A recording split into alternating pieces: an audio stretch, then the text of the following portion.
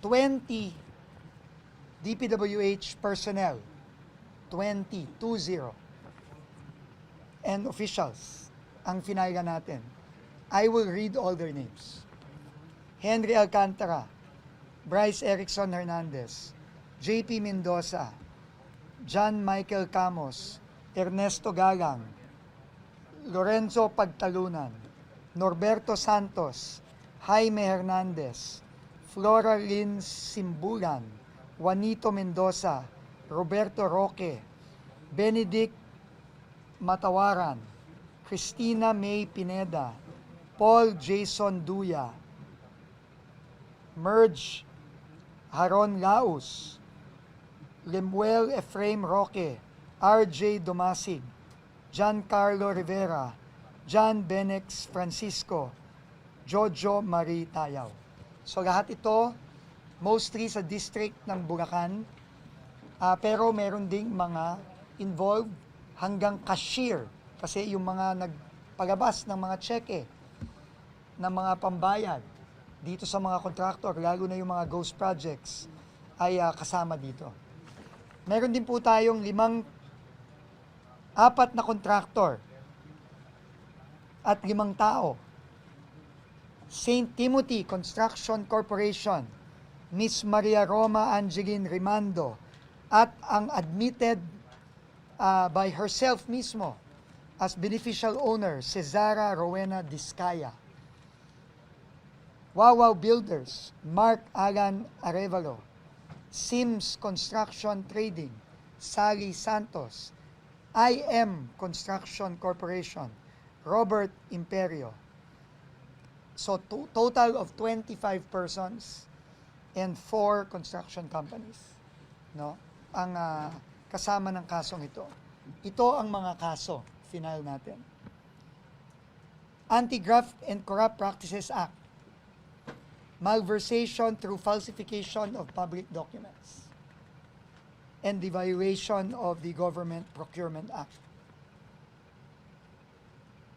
Ang malversation po through falsification at ang Anti-Graft Corrupt Practices Act, because they have breached the threshold of more than 8.8 million.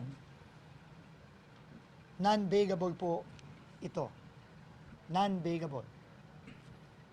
At ang parusa po nitong lahat ng counts na ito ay life imprisonment. So, uulitin ko ang sinabi ng ating Pangulo, paulit-ulit, simula nung kanyang SONA hanggang sa kanyang napakaraming mga inspection on the ground. Lahat ng kailangang managot, dapat managot. Kahit kilala niya, kaibigan niya, kaalyado niya, lahat dapat managot. Simula pa lang po ito, habang po wala pa ang independent commission na itatayo pa lamang ng ating Pangulo, ang DPWH po muna ang magfa-file ng mga complaint na ito. At marami pa pong mga complaint sa mga susunod na linggo. Per project po ito. Limang project pa lang po ito. No? Nag-gather natin ang ebidensya sa 5 project sa Bulacan. Nitong nakaraang higit 1 linggo pa lang. Nagpapasalamat tayo sa lahat ng nagtrabaho dito. Hindi halos natulog ng ilang araw na para ma-file itong mga kasong ito. Ang importante pong malaman ng mga kababayan natin na hindi po papayagan ni Pangulong Bongbong Marcos na hindi managot itong mga taong ito. At uulitin ko, simula pa lang po ito. Marami pa pong ibang kailangang managot at dapat managot sa mga susunod na araw, susunod na linggo, at susunod na buwan.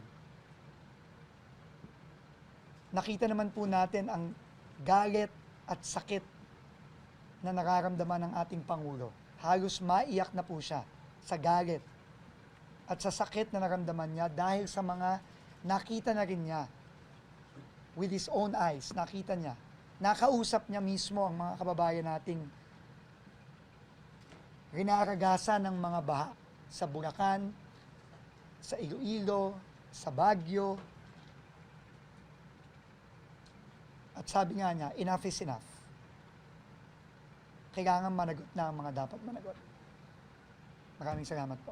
Sir, for clarification lang, ba't wala sa, wala si Curly Vizcaya, inaasahan ba na siya Oo. mag-aaral? Opo.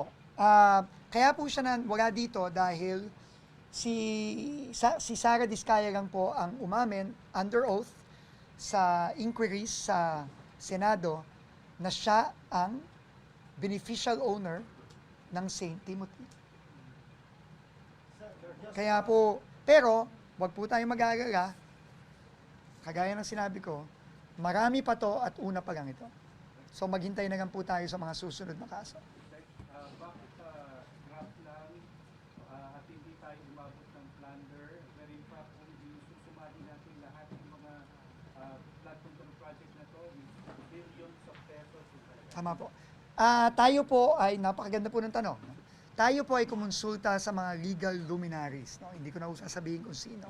At ang sabi po nila, ang kanilang naging suggestion at recommendation is mag-file ng mga kaso na pinakamadaling patunayan given the evidence that we have and pinakamabilis. Kasi sabi po ng Pangulo, kailangan mabilis nang managot ang mga taong ito.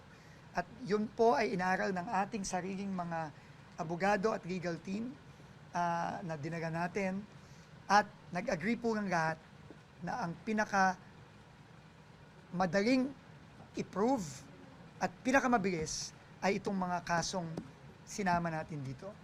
Non-bailable pa rin po ito at life imprisonment pa rin po. Pero siya ay madaling i-prove given the evidence that we have at mas mabilis. Hindi ako abogado, siguro tanungin natin no? Sa iba. No? So, yun po ang advice ng mga tanyag na abogado, mga legal luminaries, at yun na rin po ang naging agreed strategy ng ating legal team para po mabilis nating mapakulong ang mga taong ito. Tingin ko naman po, yun ang gusto nating mangyari. Hindi humihinto to sa kaso. Ang kailangan, ang kahihinatnan nito ay makulong ang mga dapat makulong sa lalong madaling panahon. Given sa voluminous of documents na dala-dala ninyo, gaano kayo pakumpiyansa na napakabigat ng kaso nung reklamo na ihihain nyo ngayon dito sa Office of Sabi ng mga abogado natin, open and shut case ang mga ito. Ibig sabihin, madali po itong mag-establish ng probable cause. Naniniwala kami na madaling i-establish ang probable cause at dahil doon, mabilis na ma-file at mabilis din makakadesisyon ang ating mga korte. Ganun po kakampante ang ating mga abogado dahil sa klarong-klarong ebidensya na nandito sa complaints na ito. Sir, 18 congressmen and senators yung ginagili na Vizcaya Fernandez, hindi ba sila kasama? Wala po tayo doon. Tayo po, kung ano ang ebidensya, doon po tayo papunta. Iiwan na po natin ang mas malawakang investigasyon sa Independent Commission. Tayo po ay nakafocus sa DPWH at sa mga kontratistang nakipagkontrata sa DPWH. Sa pagtingin po ng DPWH, kailan po niyo i-expect na yung mga pangalan ng mga opisyalis ng gobyerno, mga kongresista, kailan po niyo i-expect na masasampaan na rin? Hindi ko po masasagot yan. Ako po ay nakafocus sa loob ng DPWH at sa mga kakontrata ng DPWH. Dahil yun po lamang ang ating ebidensya. Sir, for just soundbites, after na mabuo yung independent commission, anong magiging papel ng DPWH? Tayo po ay magiging resource ng DPWH. Ang DPWH ay magiging resource ng Independent Commission. Kung ano po ang kakailanganin ng mga dokumento, mga testimonya, yan po ay ibibigay natin at full cooperation po ang ibibigay natin sa Independent Commission. The relationship between the Independent Commission, the Ombudsman, which is the constitutional office, so separate from the executive. So yung kung final nyo dito will proceed ahead of what's going to be found out. Opo, mauuna na po ito. Tapos yung pag may fact finding you said before, yung Independent Commission. So whatever comes out from there will be given I would assume, ganun din ang mangyayari. Naman yung sabi ni Presidente, kahit nakilala niya, Mhm. anong nasa radar screen ng ganung statement? Yung kasi kahit kakilala, sino ba? Mga political friends? Or... Ang sinasabi lang ng Pangulo, simple lang, wala siyang sasantuhin dito. Wala siyang sasantuhin. At wala tayong sasantuhin. Sir, do we expect, kasi sabi niya sir, DPWH lang yung sa NBM. So do we expect at least bigger fish na like umabot sa level na USEC, Secretary? Kung saan tayo dadalhin ng ebidensya, doon tayo pupunta. Kung saan tayo dadalhin ng ebidensya. So possible, sir, na Definitely. Kung saan tayo dadalhin ng ebidensya. This includes former Secretary Manny Bodoan because he desperately requested to issue elbow against the former Secretary. Dahil siya po ay nabanggit. Kailangan po consistent tayo. Sinabi ko po yun kahapon na last week sinabi ko kailangan pag meron nabanggit na kasama sa loob ng DPWH at sa mga kontratista na involved sa DPWH, kailangan po nating maging consistent at nagiging consistent lang po tayo. possible din sir, na yung mga contractors na nandito, pwede pang maubos sila in the succeeding cases na pwede yung i-file in the coming months, weeks. Opo. Kita na yung mga kinaso nyo, ito nga, involved sa flood control and sa Goose Project. Opo. Curious lang ako, yung circumstance, kasi ang sinasabi natin, yung corruption is very widespread, lahat na ambunan. You mentioned cashier, can you maybe circumstances ng ito yung nagbibigay sa mga community? Halimbawa, yung project na binisita ni Pangulo sa Baliwag, yung SIMS. Walang project. Di ba? Nakita naman natin lahat yun. Nakita ng Pangulo mismo, nandun siya. Nakita ng taong bayan, walang project. Pero, merong acceptance ng proyekto. Pinirmahan itong mga taong to. Ng mga district engineer, assistant district engineer, mga project engineer. Pero, pinakita din ng Pangulo, may resibo na bayaran ang SIMS trading. So, may nag-issue, may mga nag-authorize ng pagbayad doon. Lahat yon kailangan managot. May mga ebidensya pa kung ba kayo secretary na inaasahan pero wala pa ho sa inyo? Tuloy-tuloy naman po ang pag-gather natin ng ebidensya. Just thinking on the part of DPWH, lahat ng mga dokumento na hawak ng agency ay nakita na ho. Hindi pa. Dami dokumento niyan. 10 araw pa lang kami dito. Ang dami nito. Secretary Actual Bulacan, first district engineering office, what's next?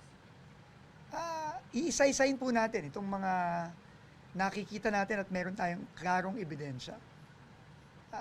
Importante dito, aparte dito sa mga kasong fina-file natin, ang mensaheng pinapadala ng Pangulo sa mga kawani ng DPWH, sa mga kontratista sa DPWH, hindi namin kayo titigilan. The people deserve justice. Pera ng tao to. Nakita naman natin yung lantarang pagpapakita nitong mga taong to nung ninakaw nilang pera sa taong bayan. Kotse, bahay, kasino. Isipin mo yun? Pera ng taong bayan, ganun na lang kadaling ipatalo sa kasino. Daang milyon. Kung hindi ka ba naman talaga manggigigil dito sa mga taong to. At ito na ang simula. Secretary, you have been to Nauhan, Mindoro, but hindi pa sila kasama. Hindi pa po. Bulacan pa lang ito. Sir, kailan pa po yun sa preliminary investigation? Dadaan po ito sa proseso ng ombudsman. Sir, for soundbite ulit, yung tungkol sa hindi mo na magsusot ng mga uniform, ng mga DPWH officials. Bakit po? Alam nyo, nakakaawa po ang ating nakararaming, honest, hardworking, matitinong empleyado ng DPWH. Ako po, awang-awa po ako sa kanila. Dahil wala po silang kinalaman sa mga ganito. Pero dahil po sa kasamaan at kasakiman nitong mga taong ito, nadadamay po sila. At nakakaawa po na minsan nakukutsa sila, nahaharas sila pag sumasakay sila sa jeep, sa bus, sa MRT. So kaya po ginawa na po natin to dahil nag-request po ang union ng DPWH at siguro po tama naman po na gawin natin ito kasi kawawa po talaga sila. Indefinite. Nakakaawa. At ng ibang mga empleyado. Ayoko nang puntahan yung mga detalye nga. Basta, at nanawagan po ako sa mga kababayan natin. Hindi naman po porket naka-DPWH uniform, magnanakaw, masamang tao. Marami po dito, higit na kararami, maayos po to. Nakakaawa naman po sila. Huwag naman pa tayong humusga lamang dahil taga-DPWH. Kumusta po yung kooperasyon ng mga empleyado, opisyal man o ordinaryo dun sa pagbibigay mo ng mga evidence? Okay naman po. Pero marami pa po tayong kinakausap at ginagawa. Pero tuloy-tuloy lang po tayo. Sekretary ninyo ay naisang panahon ng kaso dito sa Guzman. Gaano kabilis siyang apinto? Gaano sila kabilis mahuli at makukulong? Kailangan pong dumaan sa proseso. May proseso po tayo ng hustisya sa Pilipinas. Pabayaan po nating dumaan sa proseso niya. Pero, ang importante, ito na ho ang first step para managot lahat ng dapat managot.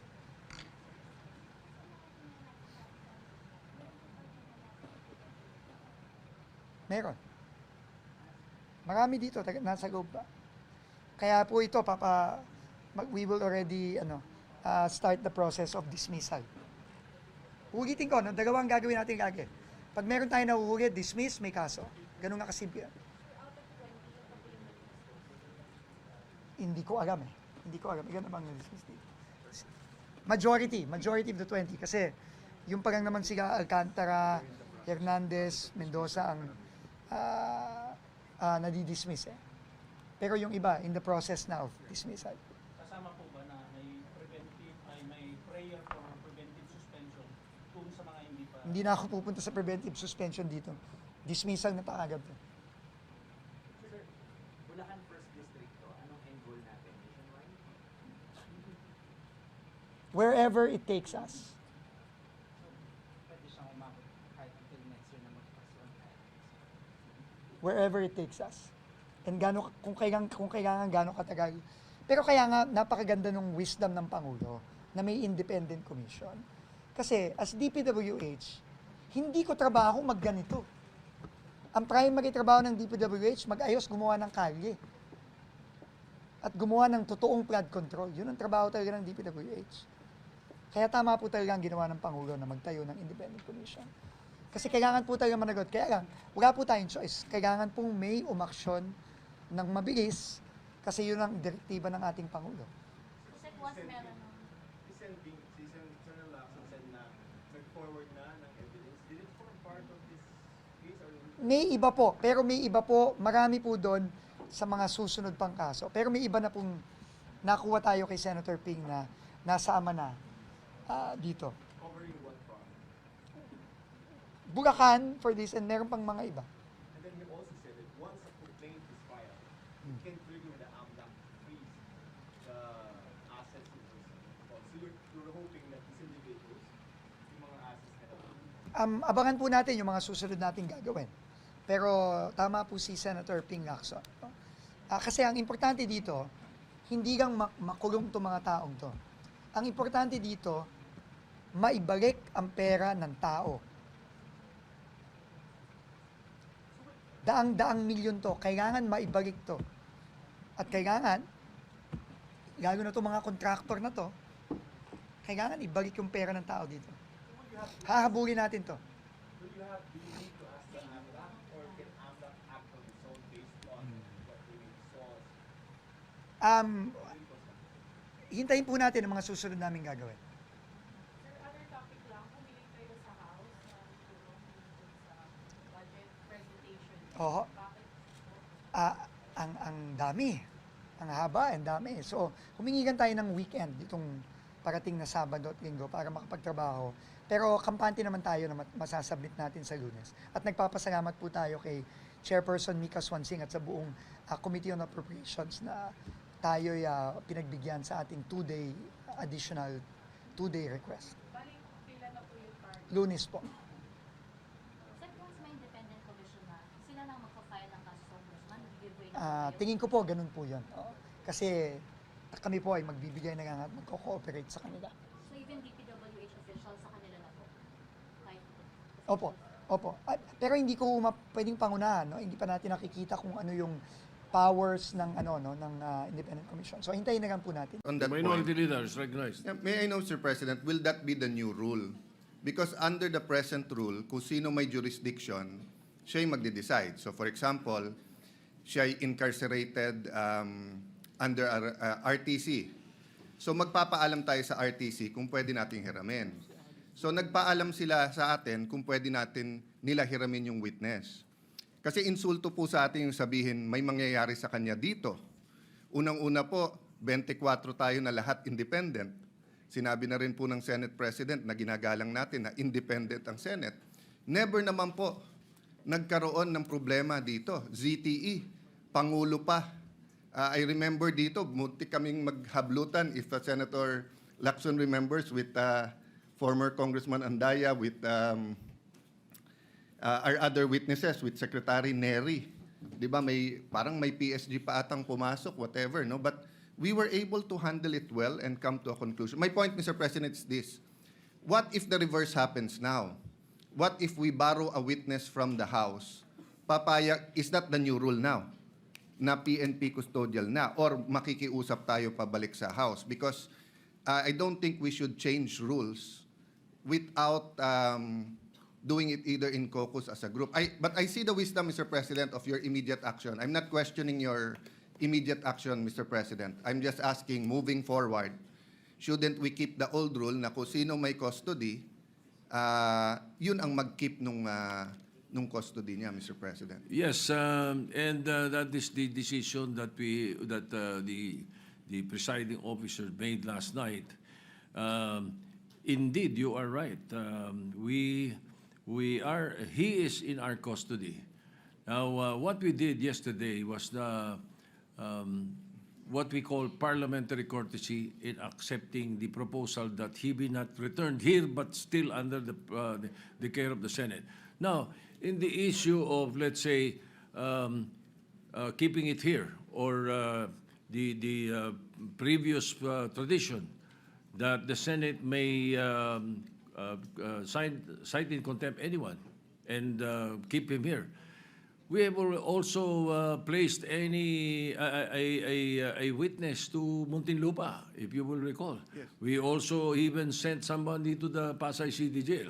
So I don't see any reason why we cannot commit this particular fellow to the PNP Custodial Center.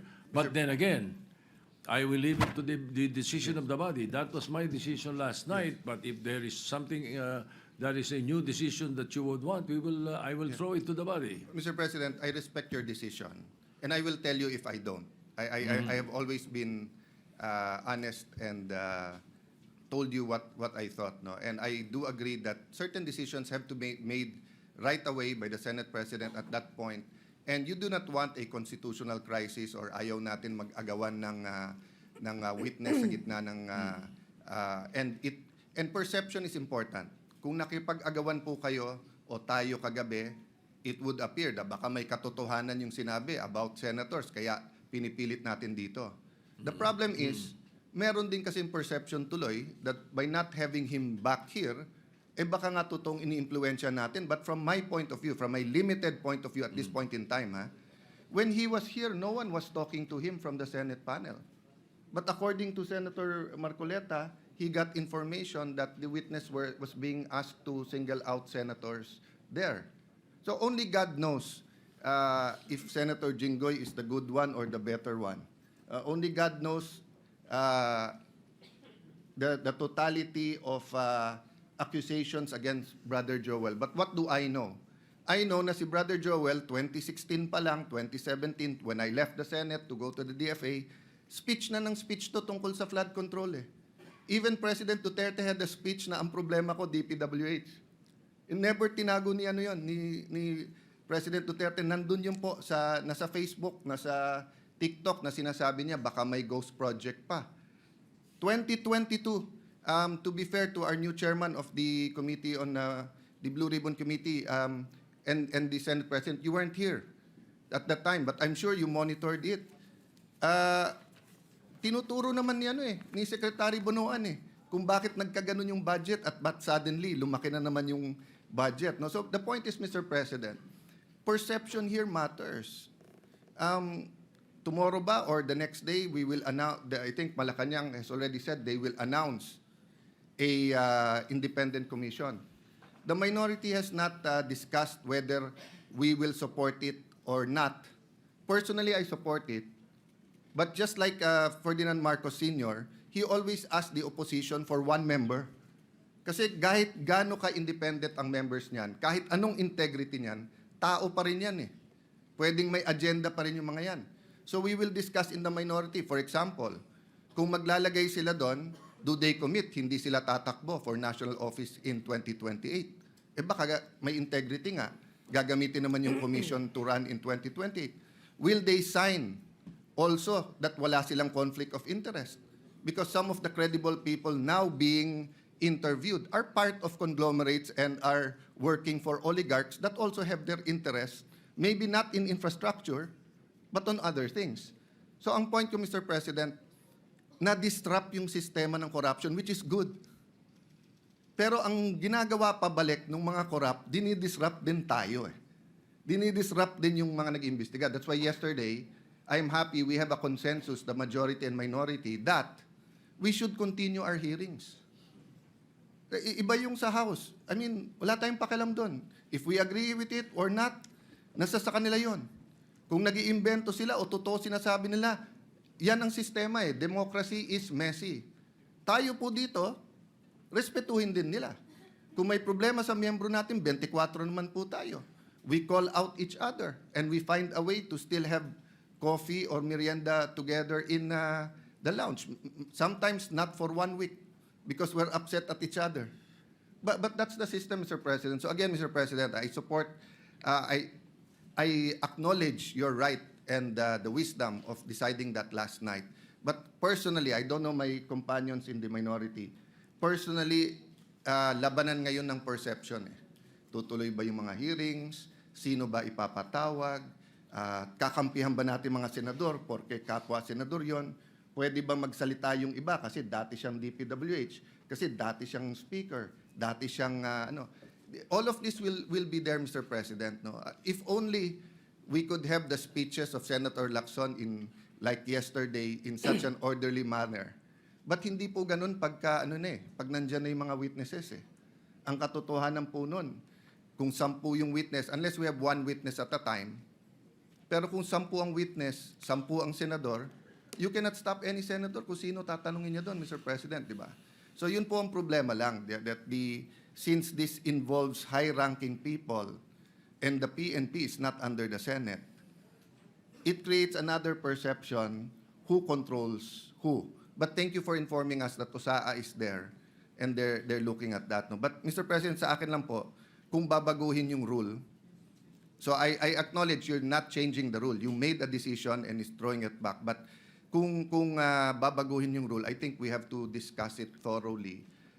Because nga, masyadong mabigat yung accusation nung DE ba? Assistant DE na takot siya dito or whatever. Kasi Mr. President, ang dami na natin naging witness dito kung sino-sino inaccuse kapwa senador eh.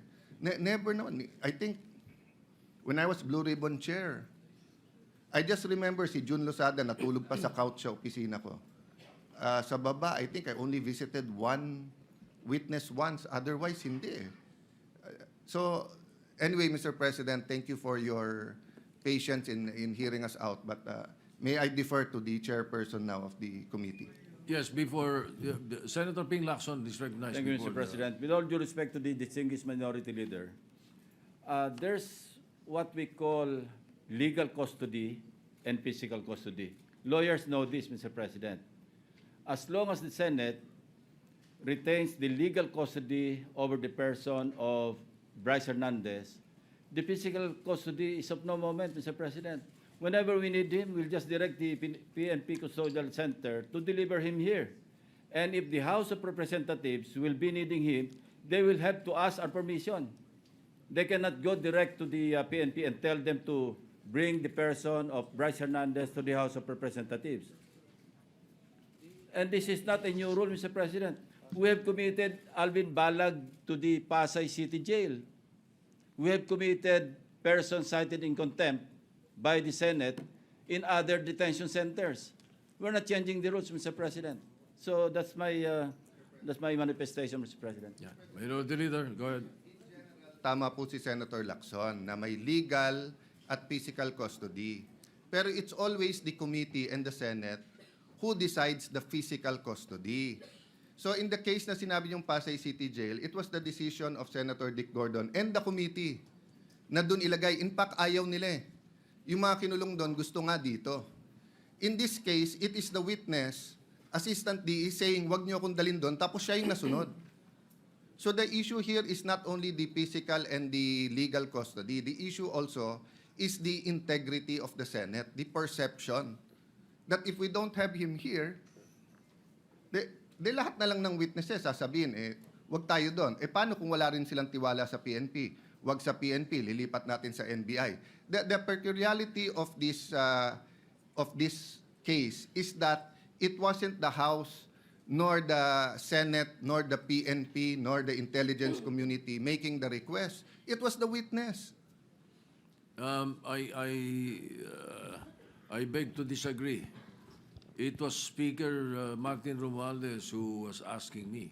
Yes, I Mr. did not President. talk to the witness. I did not hear him say. It was only Speaker Mr. President, Martin. it was live in the hearing. Bago siya magsalita, sinabi niya, pwede ba, mga congressman, wag niyo akong ibabalik sa Senate dahil may mga, hindi ako safe, may mga senador doon. Ang sabi ng congressman, magsalita ka muna. Meaning condition pa nila, magsalita ka, saka na. That's why I think, in fairness to the speaker, no, I don't think this is his personal I don't think he wishes. was also present. Yeah, in much the same yes, way yes. as I did not hear that Let me clarify particular- that, Mr. President. I Yes. don't think it's his personal request. I think he was conveying it as speaker to this chamber in the same manner na pag may request kami sa House, either the majority leader or the Senate President will request it. But hindi naman po alam ng tao na ang request ay formal eh. And again, hindi ko na question yung kagabi. But all over the news and live, yun po ang lumalabas. Yung witness ang nagdidikta na wag niyo ako ibalik sa Senate. Ano ba experience niya dito? Ano ba ang ginawa natin sa kanya? Di ba? Wag siyang ibalik sa Senate for detention. Pero Yes. we will never allow that he not be brought here back when Agree, he Mr. needed. President, As a but matter of fact, if you move for for him to be returned here, we will return him right away. Agree, Mr. President. Ang problema kasi gives the impression na pag dito, mapre-pressure or may kakausap sa kanya eh. Yun yung impression ngayon eh. Which I think is unfair to all of us. I'd love for him to name senators here para ma-confront natin na siya. But anyway, Mr. President, I Yes, think we okay. vented I don't know the pleasure of my colleagues. So may I yield to Okay. Senator So Marcoleta? just to ventilate more on what the minority leader was saying, let me just place on record so that the public will know. You know, we have Section 6C of the rules of the Blue Ribbon Committee. It's very clear. It says a witness cited in contempt may be ordered to be detained in such place as may be designated by the committee alone or with the concurrence of the Senate President. Or either. Just on the rules. We've done this already in the past, and we have not deviated from the rules. But if our good colleagues would like to discuss this further, maybe in a caucus, after the speeches, we could have a caucus and discuss, Mr. President, if we want him back here or we would keep him in the PNP Custodial Center. Yes, So that we can continue with the debates. We'll continue with that. But before I recognize Senator De La Rosa or Senator Marcoleta, again, for the concern of the minority leader, the People's or the Independent Commission that is being created, we leave it up to the executive. That's their problem. But in the Senate, I have filed since August 16 the Independent People's Commission. Perhaps your concern can be addressed in our own bill. I hope very soon we will be conducting a hearing of the matter. Yeah, both, Mr. President, because if you remember, during the time of Ferdinand Marcos Sr., there were independent commissions.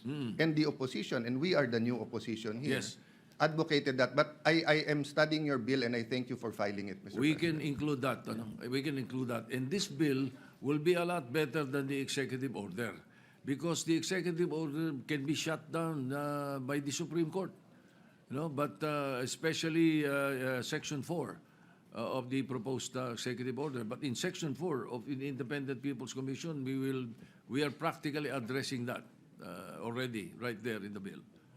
All right, thank you. Senator, are you giving way? Senator you, Mr. Marcoleta is President. recognized. May I have the permission, Mr. President, to read your letter addressed to the House Infrastructure Committee dated September 8, 2025. This is to formally approve your request for Mr. Bryce Hernandez to attend your hearing tomorrow, September 9, 2025, 9 a.m. at the People's Center House of Representatives. We expect that he be returned safely immediately after the said hearing to the Senate. So this is very categorical, Mr. President. Their request that he be called for hearing in the House of Representatives was conditioned upon his safely return to the Senate. There is no need for a motion, Mr. President. I was still the chairman of Blue Ribbon Committee at the time, and it was very clear that we committed him to the custody of our Sergeant-at-Arms. Not in Quezon City, not anybody else.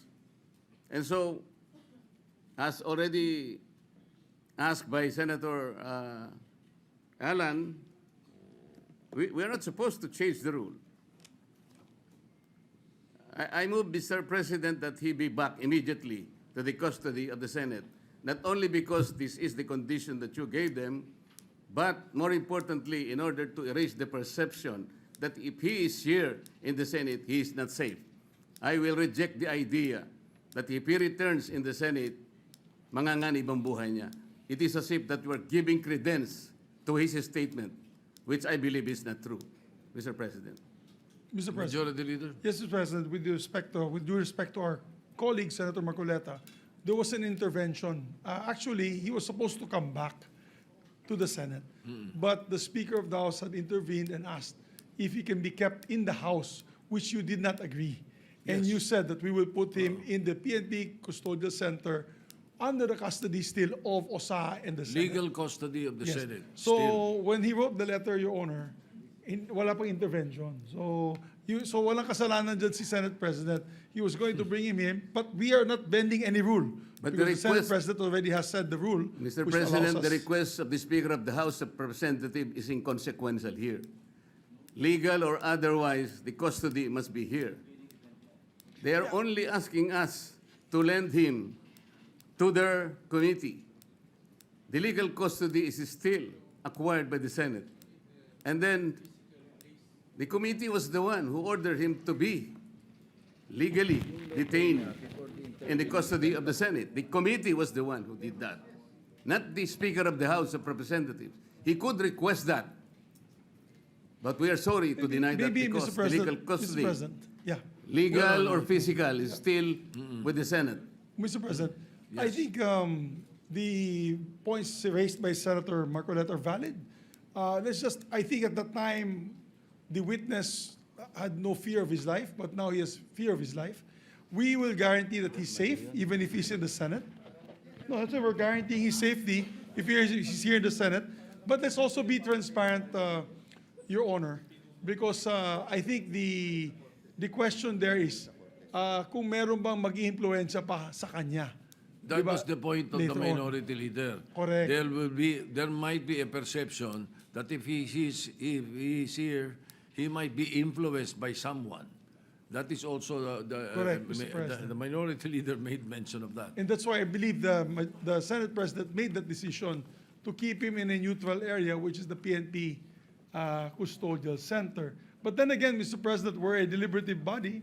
If the body would wish him back here to the Senate, then we can discuss it further. Mr. President, just a quick intervention. Go ahead, Senator Lacson. I would like to echo the earlier manifestation of the Majority Leader.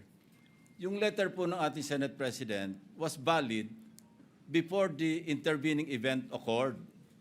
So we cannot invoke the letter of the Senate President kasi wala pa yung intervening event na mayroong request from the Speaker of the House.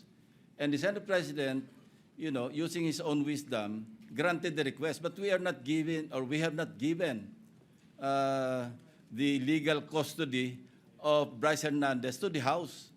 We still maintain or retain the legal custody over his person. And as I mentioned earlier, kung kailangan siya ng House, they will have to seek permission from the Senate President. Again, yes, they are not in Thank you, custody. Mr. President. Yes, Mr. Senator De La Rosa, President. yes, go ahead. Thank you, Mr. President. Mr. President, You know, Let Senator De La Rosa speak first. Go ahead. we have a very sad experience, Mr. President. Because if the reason why the Speaker requested for Bryce Hernandez to be detained not in the Senate, because for fear of being influenced by anybody or any member of the Senate, alam mo, Mr. President, Colonel Grijaldo, nag-testify dito sa ating committee about the wrongdoings of the members of the Quadcom. Nagsumbong siya dito, Mr. President. And after he read his statement, sabi niya sa amin, Sir, can I be protected by the Senate? Dahil alam kong pinag-initan na ako ngayon ng House. So, I share the information to the committee and even to the leadership of the Senate. But the following day, or the days after, he was required to appear before the Quadcom and he was cited in contempt. Nang siya ay na-contempt, kinulong siya doon. At nang kinulong siya doon, look what happened. Binubombard siya doon, pinupuntahan siya doon at sinasabihan na huwag yung gusto namin na mangyari, gawin mo na para makalabas ka na dito sa kulungan. Hindi nag-give in si Colonel Grijaldo. Kinulong siya hanggang natapos ang 19th Congress. So, Mr. President, sila ay takot sa kanilang ginagawa mismo. Hindi po yan gagawain ng Senado na mag-impluensya ng resource person. Never pa nangyari yan na mayroong pumunta doon sa baba, tinakot yung nakakulong cited in contempt na resource person. Gawain nila yan sa House of Representatives. Ginawa nila kay Colonel Grijaldo. Kaya huwag tayong basta-basta bumigay sa kanila dahil we should be independent from them, Mr. President. Hindi natin sila dapat sundin kung anong kagustuhan nila. We have to stand on our own. Thank you, Mr. President. Mr. President, Yes, Senator Marcoleta. noong pong September 8, 2025, ako pa rin po ang chairman ng Blue Ribbon Committee. Ang Blue Ribbon Committee po ang nag-approve ng legal and physical custody nung ma-cite in contempt si Bryce Hernandez. Nung makiusap po ang Speaker ng House of Representatives sa inyo, di po ba dapat nakonsulta naman ang chairman ng Blue Ribbon Committee? Dahil kami po, ginawa namin yon through the collective wisdom of the committee. Hindi po namin gawa-gawa yon. Kaya lang namin siya cite in contempt sapagkat halos ipamukha na namin sa kanya ang mga datos. Ibinigay ko na sa kanya ang lahat ng ipinanalo at ipinatalo niya sa kasino. Pati yung ginagamit niyang dalawang ID na galing sa LTO, ayaw pa niyang aminin. Ganun po yung nangyari. Gusto lamang namin siyang turuan ng leksyon para sa ganun kahit papano baka maisip niya na dapat sana mapahiya na siya sa sarili niya kung meron pa siyang kahihiyan. Dapat naman sana nung siya'y mag-request ngayon sa House of Representatives, hindi po sa kanya dapat manggaling ang request kung saan siya magko-custody. Ang custody po yung natapos na. Nagsalita na po ang Blue Ribbon Committee. Bakit po hindi man lang nakonsulta ang Blue Ribbon Committee? Bakit kailangan po ang House of Representatives Speaker ang mananaig sa kanyang request. Kalabisan na po ba ang Blue Ribbon Committee noong araw na yon, Mr. President? May I be clarified on what date that transpired? Yesterday or September 8 po. Monday? Yes, Mr. President. Majority Leader. Monday was the hearing here in the Senate. Monday, he was cited in contempt. But Yeah. the hearing in the House was on Tuesday, September 9. Yes, And as, Tuesday. uh, So in the evening, Opo. when yesterday, no. So in the evening, when the speaker called me, Senator Marcoleta was no longer chairman of the Blue Ribbon. No more, because we had already elected It was Senator already Senator Lacson. Lacson, yes. Ibig bang sabihin po, Mr. President, nawawala ng visa yung ginawa namin? Hindi. He's Ganun po pala. He's still in legal custody. Dapat po, Therefore, igagalang po kung ano yung aming iniwan. yes, Doon tayo magsisimula. Ang iniwan ninyo, cite in contempt. Hindi And po. legal Nasa custody legal of the custody Senate. na po ng, He was still ng House. under the legal ng, custody of ng the Senate. Mr. President, may I ask for a minute suspension? Session suspended.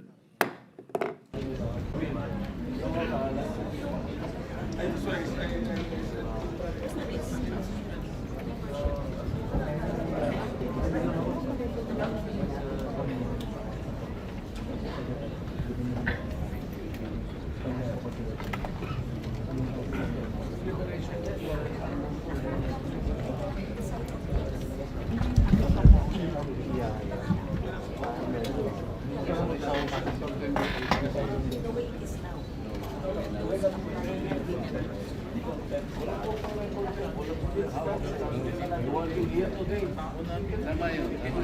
Ngayon, kung mananatili na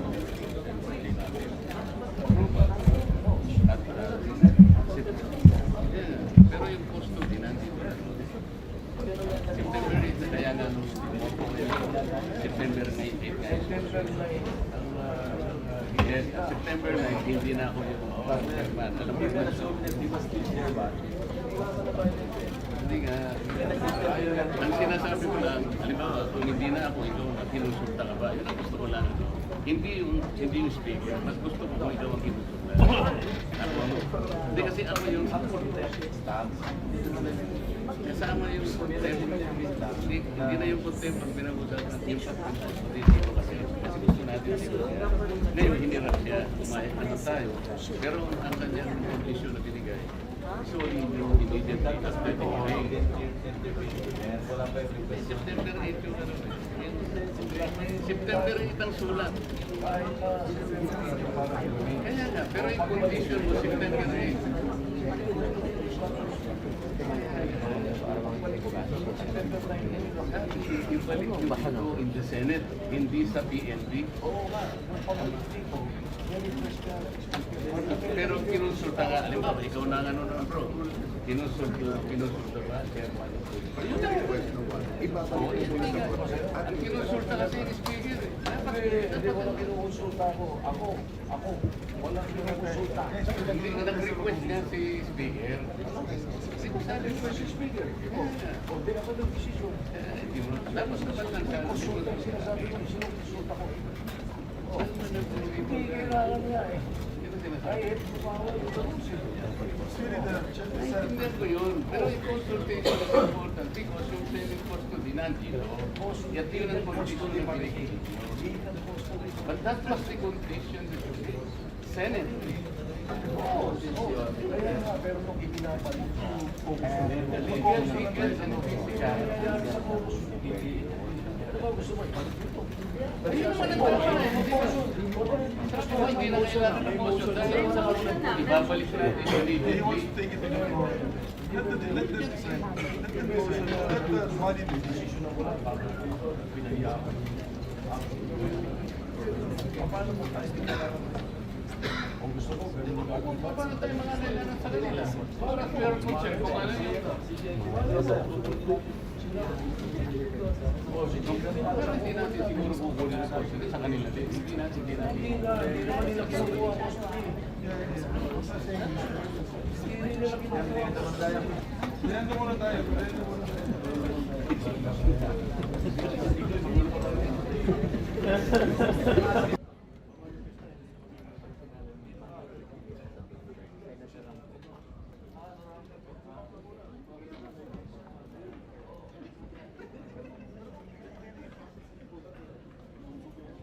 The status is we were in debate about the status of the witness, Bryce Hernandez. Hernandez, Mr. President. So I think in consensus, would you like to make the motion, Mr. President, on where to? Yes, Mr. President. Therefore, yes. Can we recognize Senator? Senator Jinggoy Can I just make a Estrada is motion, recognized. Mr. President, Majority Leader? I move that we commit Bryce Erickson Hernandez to the Pasay City Jail, Mr. President. I second the motion of the good Any objection? gentleman. Chair hears none. And the chairman of the Blue Ribbon concurs. Hearing no objection, the Bryce Hernandez is hereby Mr. President, the- if I may, but just to put on record that it's with the understanding that the Senate retains its jurisdiction over that person, Mr. President. Just Of to put course. that on record, Mr. President. Of Thank course, it has never been the opposite. He was always under our legal custody. So the motion is to transfer that particular person to the Pasay City Jail. Any objection? Chair hears none. Motion is approved. The Sergeant at Arms is hereby directed to transfer Bryce Hernandez to the Pasay City Jail as soon as possible. Just a manifestation, if I may, Mr. Senator President. Estrada, Mr. President, I Estrada think is we have recognized. to ask the OSA to be strict in implementing the rules with regard to the visitation hours of a prisoner, Mr. President. No visitors allowed, only immediate members of the family, lawyers, priests, etc., etc. Thank you, Mr. President. Yes, the Sergeant at Arms is hereby directed and make a list of those who will visit him. Yes, we'd like to Thank you. recognize Senator Marcoleta, Mr. President. Senator Marcoleta is recognized. Ang isyong naiwan dahil noong September 8 po, while I was still the chairman of the Blue Ribbon, napagkaisahan po ng komite dahil sa noong September 1, kung maalala po natin, as chairman, I floated the idea na para makatulong po kung merong gustong lumabas na do sa 15 na kasama sa pagdinig, makakatulong po sila ma-identify po lahat ng mga kasabwat sa anomalyang paglalatag ng mga proyektong pang flood control. Pinload po natin yung idea na kung gusto ninyo, ay kinakausap na po namin ng DOJ, you may be provided by provisional immunity. Of course, pag-aaralan natin kung qualified kayo. Sa nakikita naman namin, basta hindi kayo most guilty at napakarami pong ibang mga requisites doon, tinignan po natin mabuti.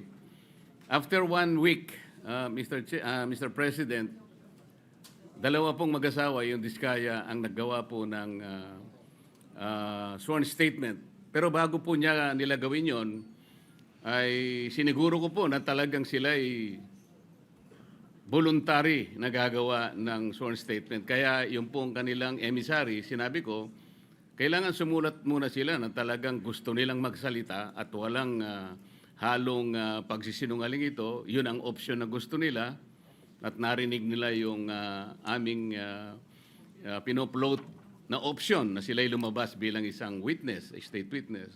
Yun nga po ang nangyari, Mr. President, hanggang sa sila nga ay tumestigo sa komite, dala-dala at binasa nila yung kanilang sworn statement.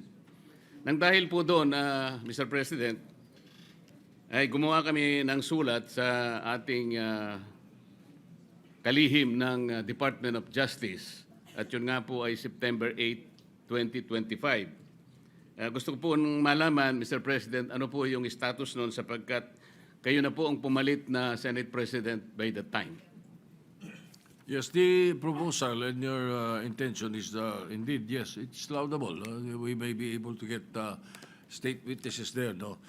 But that September 8, evening of September 8, when I was informed about it, what I did was to decide that the issue be referred to the Blue Ribbon Committee, especially knowing that there will be a new composition the following day. That was quite late at night when I received the notice. Mr. President, if that happens, parang ang amin pong pinag-usapan noon while I was still the chairman of the Blue Ribbon Committee, parang nawalan po ng saysay. Ang mangyayari po noon, with all due respect, baka po ma-compromise o mawala po yung integrity ng proceedings natin. The integrity of the inquiry is very, very important here. Sila po ay pinangakuan namin sapagkat nagpapasaklolo sila, alam nila na may panganib ang buhay, hindi lamang sa kanilang mag-asawa kung hindi yung pamilya nila. Kaya nakita po namin ang urgency. Mr. President, September 10 na po ngayon. Kung sakali pong totoo na nanganganib ang buhay nila, yun pong ipinangako namin na immunity sa kanila na makakatulong po. At yun naman po ang naging courage sa kanila para lumabas into the open and tell all. Nakita naman po ninyo, talagang initially nakapagsalita sila nung inaakala nilang kasangkot po, allegedly, sa mga maanumalyang paglalatag ng flood control projects. Kaya po, ang tanong ko ngayon, kailangan po bang pagpasyahan ng bagong liderato ng Blue Ribbon ang isang bagay na amin na pong na-aproba nung kami po ay nandun pa sa Blue Ribbon? Mr. President? Majority Leader. Yes, Mr. President. May I ask for a minute suspension so that both leaders, the former leader of the Blue Ribbon and the newly elected leader of the Blue Ribbon Committee can discuss for just a few minutes this operational